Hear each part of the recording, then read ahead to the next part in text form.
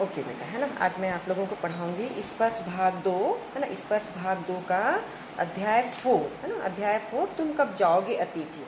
बेटा वैसे ही अध्याय 4 है, लेकिन हम पढ़ जो रहे हैं वो अध्याय 3। एक चैप्टर सीबीएसई ने हटा दिया, मैंने आपसे जिक्र किया था। वो चैप्टर भी मैं आपको क्लास जब रीओपन अपना क्लास होगा मैं आपको उसमें समझा दूँगी। अभी है ना हम इसको पढ़ते हैं। अध्याय जो 4 है, ऐसे अध्याय 3 हम पढ़ रहे हैं, लेकिन अध्याय 4 है। इसका नाम है तुम कब जाओगे अतिथि, है ना। इसको लिखा है शरद जोशी ना। ये मध्य प्रदेश के रहने वाले हैं शरद जोशी। इनके बारे में मैं थोड़ा सा आपको बता देती हूँ।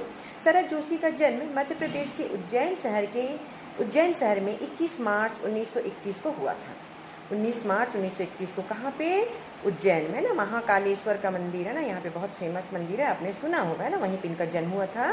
इनका बचपन कई शहरों में बीता। कुछ समय तक यह सरकारी नौकरी में रहे, फिर इन्होंने लेखन को ही आजीविका के रूप में अपना लिया। इन्होंने आरंभ में कुछ कहानियाँ लिखी, फिर पूरी तरह व्यंग लेखन ही करने लगे। इन्होंने व्यंग लेख, व्यंग उपन्यास, व्यंग कॉलम के अतिरिक्त हास्य व्यंग्यपूर्ण धारावाहिकों की पटकथाएं और संवाद भी लिखे। हिंदी व्यंग्य को प्रतिष्ठा दिलाने वाले प्रमुख व्यंग्यकारों में शरद जोशी का भी नाम एक है ना। मतलब व्यंग्य जो होता है बेटा कटाक्ष करना, है ना। व्यंग्यकारों में इनका बहुत नाम है ना। और ये इनकी जो प्रमुख रचनाएं हैं, प्रमुख कृतियां हैं, उसमें है परिक्रमा, किसी बहाने, जीभ पर सवार इल्लियाँ, तिलस्म, राह किनारे बैठ, दूसरी सतह, प्रतिदिन, है ना। ये इनकी रचनाएं हैं। इसके बाद इन्होंने 2 व्यंग्य नाटक भी लिखे हैं। उसमें उनका नाम है, उसमें नाटकों का अंधों का हाथी और एक था गधा। एक उपन्यास है मैं केवल मैं, है ना। और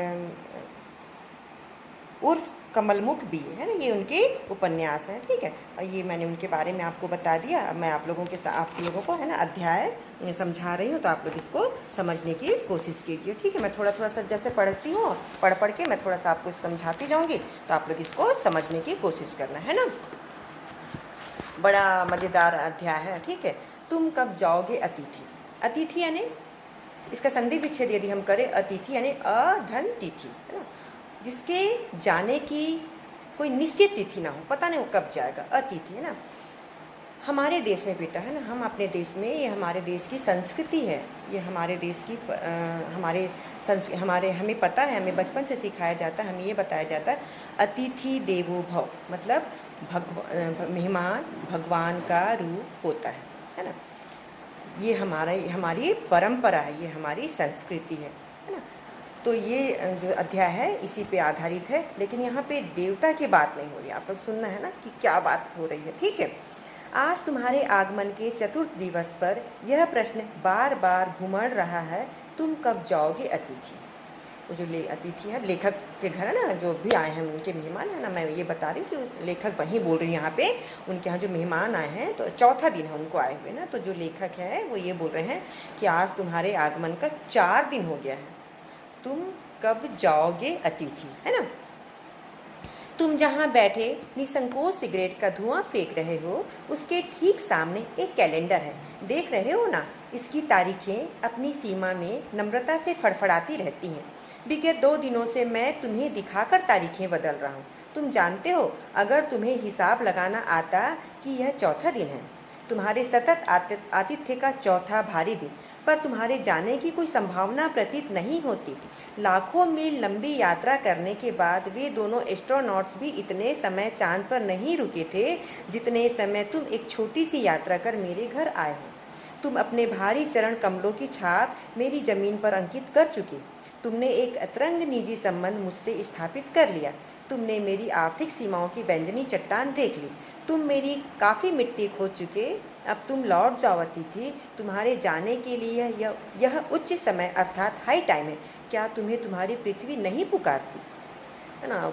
मतलब चौथा दिन है, तो लेखक ये कह रहा है कि तुम जहाँ पे बैठे हैं ना, आराम से सिगरेट पी रहे हो, बड़े आराम से, उसके ठीक सामने तुमने देखा होगा कि मैंने कैलेंडर टांग के रखा है, और तुम्हें दिखा के प्रतिदिन मैं जो कैलेंडर जो है वो मतलब फड़फड़ाती रहती है हवा से, और तुम्हें दिखा करके मैं वहाँ पे डेली प्रतिदिन तारीख बदल रहा हूँ, ताकि तुम देखो कि तुम्हारे जाने का समय आ गया है। तुम मेरी मिट्टी बहुत खुद चुके, मतलब तुमने मेरा जो है काफ़ी पैसा खर्च करा दिया है। मेरी आर्थिक स्थिति इतने है ना, वो कहते हैं ना बैंजनी चट्टान, आर्थिक सीमाओं की बैंजनी चट्टान देख ली, मतलब मेरी आर्थिक स्थिति इतनी अच्छी नहीं है, मेरा जो फाइनेंशियल स्टेटस है इतना अच्छा नहीं है, बहुत ख़राब है, इतना ज़्यादा भी अच्छा नहीं है कि तुमको मैं इतने दिन तक अपने घर में रखूँ और तुम्हारा आदर सत्कार करता रहूँ। अब बहुत दिन हुए, तुम चले जाओ ना, तुमने मेरी बहुत मिट्टी खोद ली, काफ़ी मिट्टी खोद चुकी है, मतलब तुमने मेरा बहुत पैसा खर्च करवा दिया है अपने सत्कार में, अब तुम चले जाओ। क्या तुम्हें तुम्हारी धरती नहीं पुकार, तुम्हें तुम्हारी धरती नहीं पुकारते, क्या तुम्हें तुम्हारी धरती नहीं पुकारती, मतलब क्या तुम्हें अपने घर की याद नहीं आती है ना? कब तक तुम मेरे घर में पड़े रहोगे? तुम्हें भी अपने घर जाना चाहिए, है ना। लेखक जो है इस तरह अपने मन में ना, उसके मन में ये अंतर्द्वंद चल रहा, वो अपने मन से बात कर रहा, वो अतिथि से कह नहीं रहा, उसके मन में ये बातें हो रही है। ठीक है, अब आगे चलिए ना, अब आगे मैं पढ़ रही हूँ।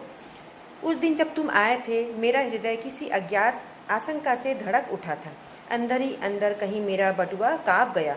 उसके बावजूद एक स्नेह भीगी मुस्कुराहट के साथ मैं तुमसे गले मिला था और मेरी पत्नी ने तुम्हें सादर नमस्ते की थी।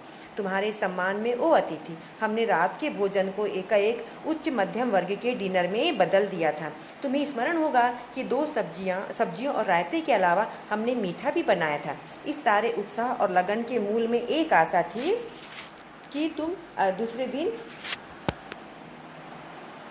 है ना। अब मैं इतना आपको समझा देती हूँ।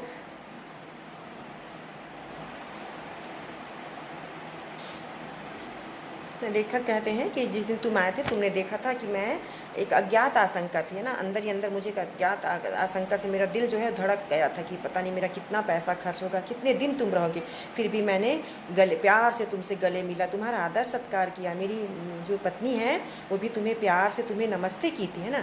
फिर तुमने देखा होगा कि हमने रात के डिनर को एक गरिमामय डिनर में, है ना, एक मध्यम वर्गीय गरिमामय डिनर की संज्ञा दी थी, है ना। 2 सब्जियाँ, रायता, मीठा बनाया था, ये सोच करके कि अगले दिन तो तुम चले जाओगे। लेकिन ऐसा नहीं हो गया ना। हमने जिस उत्साह से, जिस उमंग से तुम्हारे लिए सब किया था, हमें बहुत तकलीफ़ है कि तुम उसमें खरे नहीं उतरे, तुम अभी भी तक हमारे घर में बने हुए हो, है ना। जबकि सच्चाई ये है कि तुम्हें तो अब तक चले जाना था, है ना। किसी रेल में एक शानदार मेहमान नवाजी की छाप अपने हृदय में ले तुम चले जाओगे। हम तुमसे रुकने के लिए आग्रह करेंगे, पर तुम नहीं मानोगे और एक अच्छे अतिथि की तरह चले जाओगे। पर ऐसा नहीं हुआ। दूसरे दिन भी तुम अपनी अतिथि सुलभ मुस्कान लिए घर पर ही बने रहे। हमने अपनी पीड़ा पी ली और प्रसन्न बने रहे। स्वागत सत्कार के जिस उच्च बिंदु पर हम तुम्हें ले जा चुके थे, वहाँ से नीचे उतर हमने फिर दोपहर के भोजन को लंच की गरिमा प्रदान की और रात्रि को तुम्हें सिनेमा दिखाया। हमारे सत्कार का यह आखिरी छोर है जिससे आगे हम किसी के लिए नहीं बढ़े। इसके तुरंत बाद भावभीनी विदाई का यह भीगा हुआ क्षण आ जाना चाहिए था, जब तुम विदा होते और हम तुम्हें स्टेशन तक छोड़ने जाते, पर तुमने ऐसा नहीं किया, है ना।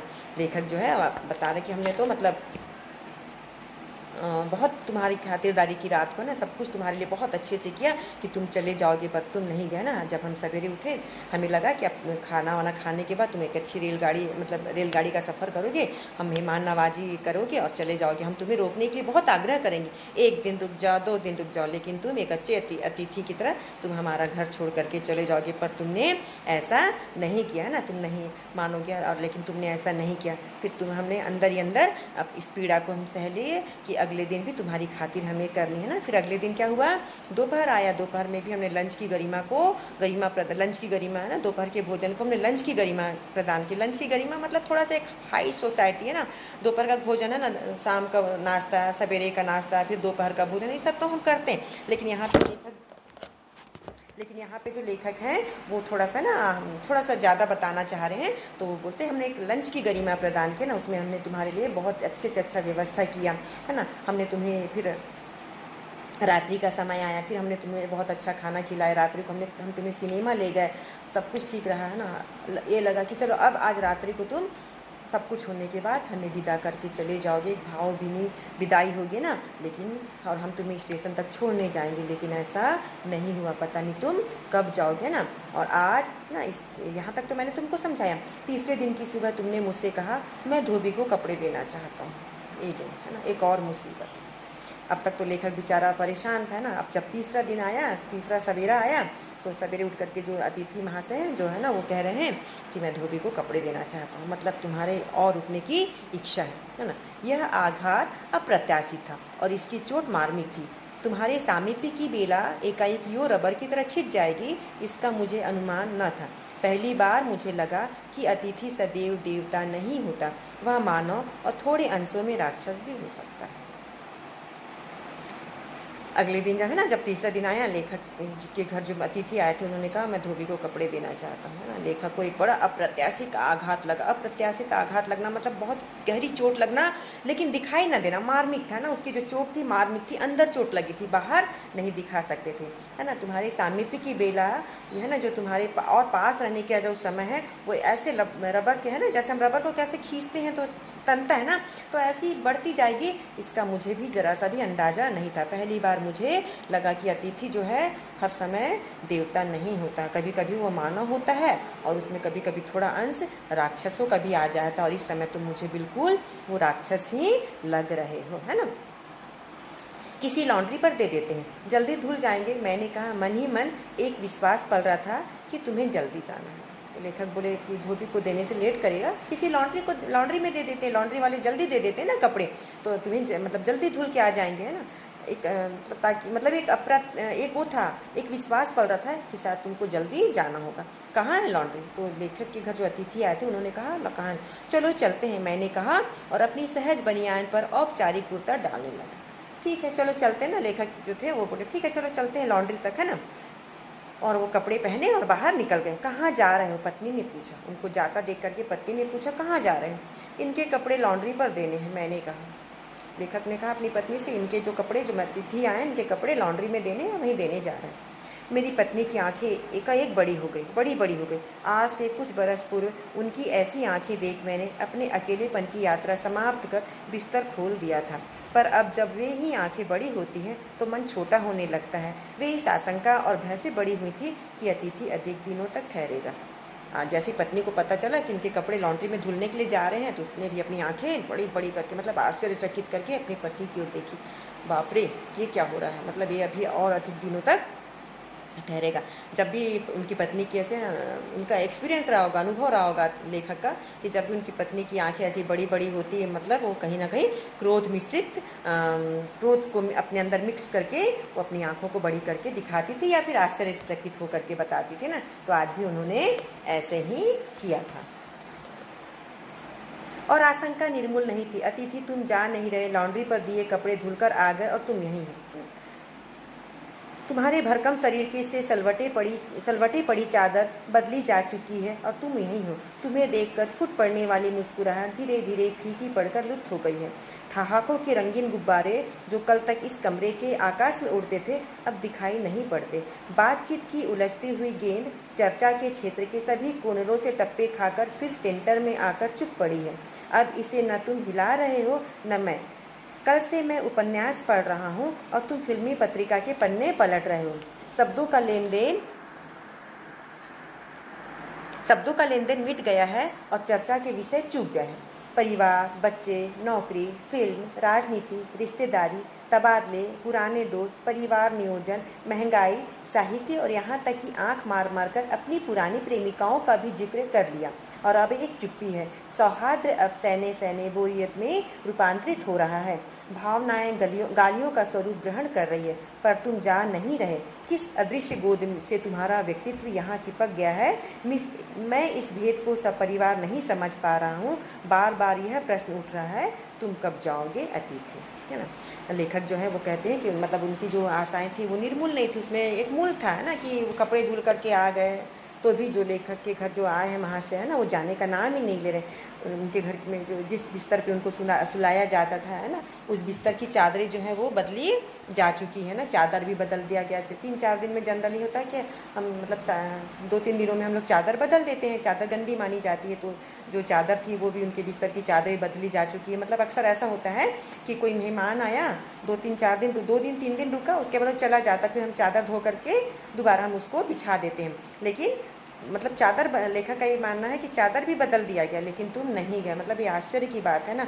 हमने हर तरह की बातें करी, अपने रिश्तेदार पे, अपने परिवार पे, अपने बच्चों पे, हमारे पुराने जो स्कूल के दिन थे ना, हमारे सहपाठी मित्रों के, कौन क्या कर रहा है, अभी वो कहाँ है। हमने इस तरह की सारी बातें ख़त्म की, हमारी सारी जो हमारे जो विषय थे बातचीत के वो सब ख़त्म हो गए। लेकिन आश्चर्य की बात कि तुम अभी तक यहाँ पे बने हुए हो। अब जो हमारे बीच में जो प्रेम था, जो सौहार्द था, वो अब धीरे धीरे ख़त्म हो रहा है। हमारे बीच में कटुता बढ़ती जा रही है ना। मेरे मन में बस, मेरे और मेरे परिवार के मन में बस एक ही सवाल अब आ रहा है बार बार कि अतिथि तुम कब जाओगे, है ना। चलिए, है ना, हम आगे बढ़ते हैं। कल पत्नी ने धीरे से पूछा था, कब तक टिकेंगे ये, है ना। मैंने कंधे उचका दिए थे। क्या कह सकता हूँ, मैं तो आज खिचड़ी बना रही हूँ, हल्की रहेगी। बनाओ। सत्कार की उष्मा समाप्त हो रही थी। डिनर से चले थे, खिचड़ी पर आ गए। अब भी अगर तुम अपने बिस्तर को गोलाकार रूप में नहीं प्रदान करते हो तो हमें उपवास तक जाना होगा। तुम्हारे मेरे संबंध एक संक्रमण के दौर से गुजर रहे हैं। तुम्हारे जाने का यह चरम क्षण है। तुम जाओ ना अतिथि, है ना। पत्नी एक दिन मतलब पूछी उनसे, चौथे 4 दिन तो हो गए, पूछी कब जा रहे हैं। बोले, वो भी बोले, मैं क्या बता सकता हूँ, क्या कह सकता हूँ, ये तो कुछ बोल ही नहीं रहा, पता नहीं कब जाएगा। तो बोली, अब ठीक है, अब आज मैं खिचड़ी बना रही हूँ, ले हल्की रहेगी, है ना। तो लेखक ने कहा, ठीक है बनाओ, है ना। अब वो सोचने लगा, कहाँ हमने एक, है ना, एक अच्छा खासा डिनर लंच, है ना, यहाँ से शुरू करते करते कहाँ आगे आ गई बात, खिचड़ी पे आ गई। खिचड़ी हम कब बनाते हैं, जब हमारा जब ज़्यादा हम खा चुके होते हैं, जब हमें थोड़ा भारी लगता है ना, हमारे पेट में थोड़ा भारी भारी से लगता है, ऐसा लगता है कि आप कुछ हल्का खाना चाहिए, तब हम क्या करते हैं, खिचड़ी बनाते हैं। या फिर जब व्यक्ति बीमार हो जाता है ना, 2 स्थिति में खिचड़ी बनती है। तो ये बोल रहे हैं कि खिचड़ी हल्की रहेगी ना, इसलिए भारी भारी तो खा चुके भाई, बहुत अतिथि सत्कार कर लिया, अब जरा खिचड़ी बनाती हूँ आज मैं, है ना, हल्की रहेगी।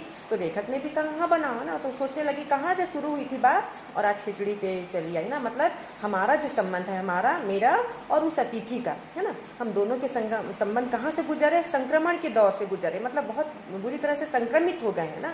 अब मेरे मन में फिर भी ये बार बार सवाल आ रहा है कि अतिथि तुम जाओ ना।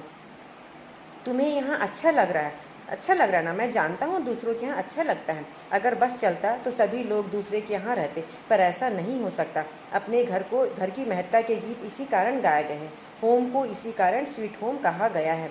लोग दूसरे के होम की स्वीटनेस को न काटने दौड़े। तुम्हें यहाँ अच्छा लग रहा है, पर सोचो प्रिय कि शराफत भी कोई चीज़ होती है और गेट आउट भी एक वाक्य है जो बोला जा सकता है।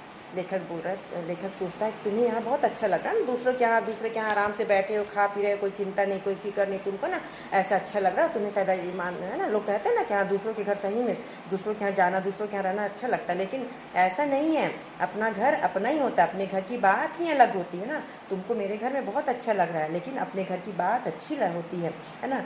क्यों अपने घर को लोग स्वीट होम का नाम देते हैं, है ना, क्योंकि हमारा घर कैसा भी हो, हमारा घर अपना होता है, हमारा घर हमें बहुत अच्छा लगता है। और तुम इसकी गरिमा, इसकी एक अपनी गरिमा होती है ना। और ये बोला गया है कि, है ना, सबका घर, सबके घर में एक शांति होती है, अपने घर में अपने जीने का अंदाज होता है, और हमें कभी भी उसमें जा कर के खलल नहीं डालना चाहिए। उसके अंदर की जो स्वीटनेस है, दूसरे के घर की जो स्वीटनेस है, मीठापन है, मधुरता है, उस मधुरता में इस तरह कड़वाहट नहीं घोलनी चाहिए, है ना। तुम कब जाओगे, ऐसा भी हो सकता है ना। मैं शराफत दिखा रहा हूँ तुम्हारे सामने, लेकिन तुम ये भूल रहे हो कि शराफत के साथ साथ गेट आउट भी एक शब्द है ना, कि ये शब्द भी बोला जा सकता है। तुम मुझे इतना विवश ना करो कि मैं तुम्हें इस शब्द का प्रयोग तुम्हारे लिए मैं करूँ, है ना। अतिथि के लिए कौन कह रहा है ये, यहाँ पे हम किसको बोल रहे हैं, हम यहाँ पे लेखक की बात करें तो अतिथि को लेखक ऐसा बोल रहा है कि भाई गेट आउट भी बोला जा सकता है। तुम मुझे इतना विवश, इतना मजबूर मत करो कि मैं इस गलत शब्द का प्रयोग तुम्हारे लिए करूँ। अपने खर्राटों से एक और रात गुंजायमान करने के बाद कल जो किरण तुम्हारे बिस्तर पर आएगी वह तुम्हारे यहाँ आगमन के बाद 5वें सूर्य की परिचित किरण होगी। आशा है वह तुम्हें चुमेगी और तुम घर लौटने का सम्मानपूर्ण निर्णय ले लोगे। मेरी सहनशीलता की वह अंतिम सुबह होगी। इसके बाद मैं स्टैंड नहीं कर सकूंगा और लड़खड़ा जाऊंगा। मेरे अतिथि, मैं जानता हूँ कि अतिथि देवता होता है, पर आखिर मैं भी मनुष्य हूँ। मैं तुम्हारी तरह देवता नहीं, एक देवता और एक मनुष्य अधिक देर साथ नहीं रहते। देवता दर्शन देकर लौट जाता है, तुम लौट जाओ अतिथि, इसी में तुम्हारा देवत्व सुरक्षित रहेगा। यह मनुष्य अपनी वाली पर उतरे, उसके पूर्व तुम लौट जाओ। उफ, तुम कब जाओगे अतिथि, है ना।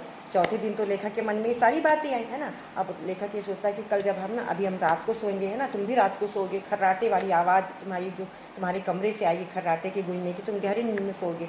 और जब सवेरे का सूरज निकलेगा और तुम बिस्तर से उठोगे ना, उस समय जब सूरज की किरणें तुम्हारा स्वागत करेगी, तो मुझे तुमसे ये पूरी उम्मीद है कि तुम ये निर्णय ले चुकोगे कि आज मुझे तुम्हारे घर से जाना है ना, और ये सम्मानपूर्वक तुम ये निर्णय कर लोगे ना, क्योंकि मेरी जो सहनशीलता है अब वो ख़त्म हो चुकी है। अब मुझ में और बिल्कुल भी धैर्य नहीं है कि मैं तुम्हें और अपने घर में रख सकूँ, है ना।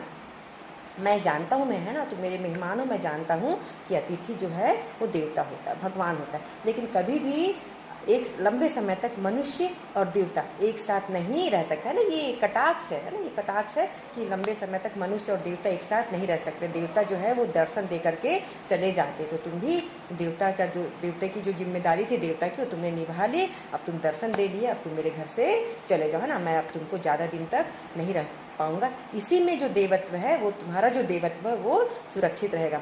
मैं नहीं चाहता कि मेरे अंदर जो है ना, मेरे अंदर जो एक भरा है विरोध, है ना, विद्रोह भरा है, मैं उस पर उतर आऊँ और तुम्हें मतलब मैं तुम्हारी अपनी शराफत भूल करके मैं तुम्हें कुछ बोल दूँ, है ना, कुछ गलत बोल दूँ जिससे तुम बहुत दुखी हो जाओ। मैं दुखी हो करके तुम्हें अपने घर से नहीं निकालना चाहता। ये बहुत अच्छा अब समय होगा कि तुम मेरे घर से चले जाओ, है ना। अंत में वो कहता है, उफ, कब जाओगे अतिथि, है ना। बेटा, ऐसी एक मूवी भी आई थी, आप लोगों को याद होगा, आप लोग, है ना, देखे भी होंगे मूवी को। इसी तरह की एक मूवी थी, तो मैंने ये चैप्टर आप लोगों को समझाया। उम्मीद है कि चैप्टर आप लोगों को समझ में आ गया होगा। मैं इसके क्वेश्चन आंसर भी आप लोगों को बता दूंगी, है ना। अच्छा मज़ेदार चैप्टर है। चलिए ठीक है, धन्यवाद बेटा।